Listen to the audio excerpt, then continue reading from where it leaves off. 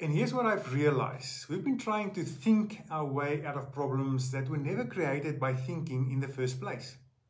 Let me paint you a picture. Sarah, a successful executive, came to one of my trained coaches after 3 years of traditional therapy. She could tell you exactly why she had trust issues. Childhood abandonment, previous relationships, the whole story. She had analyzed it to death.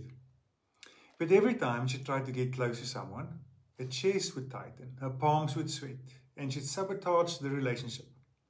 Her body was still living in that old trauma, no matter what her mind, what her brain understood.